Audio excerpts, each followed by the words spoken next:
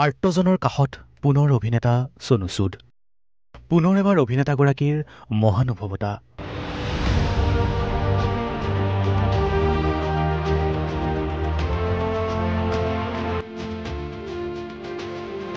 শিক্ষাৰ্থীৰ বাবে স্থাপন কৰিলে মোবাইল টাৱাৰ।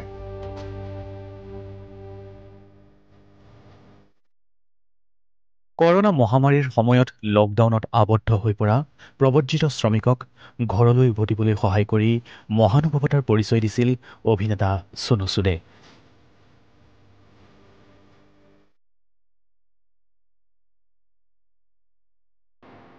এইবাৰ শিক্ষাৰ্থীসকলৰ অনলাইন শিক্ষাত অসুবিধা নহ'বলৈ স্থাপন কৰিলে মোবাইল টাৱাৰ।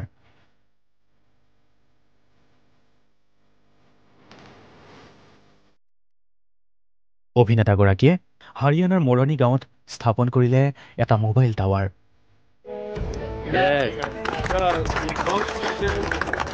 শেহতীয়াকৈ ছ'চিয়েল মিডিয়াত ভাইৰেল হৈছিল এটি বিশেষ ভিডিঅ', য'ত হাৰিয়ানাৰ মৰাণীৰ এগৰাকী ছাত্ৰই অনলাইন ক্লাছৰ বাবে উঠিছিল গছৰ ওপৰত।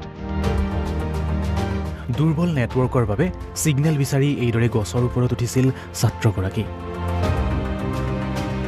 এই ভিডিঅ'টো ছ'চিয়েল মিডিয়াত অভিনেতাগৰাকীক টেগ কৰিছিল এগৰাকী টুইটাৰ ইউজাৰে। এই ভিডিঅ'টো দেখাৰ লগে লগে গাঁৱত টাৱাৰ বহুৱাৰ পৰিকল্পনা হাতত লৈ অভিনেতাগৰাকীয়ে দুৰ্বল নেটৱৰ্কৰ বাবে যাতে শিক্ষাৰ্থীসকল অনলাইন ক্লাছৰ বাধাৰ সন্মুখীন নহয়, তাৰ বাবে এই পদক্ষেপ হাতত ল'লে অভিনেতাগৰাকীয়ে।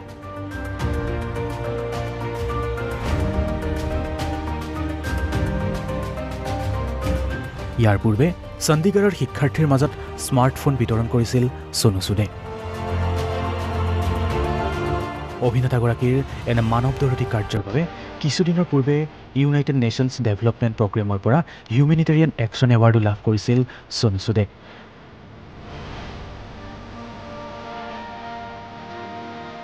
নেশ্যনেল ডেস্ক, ঈশান নিউজ।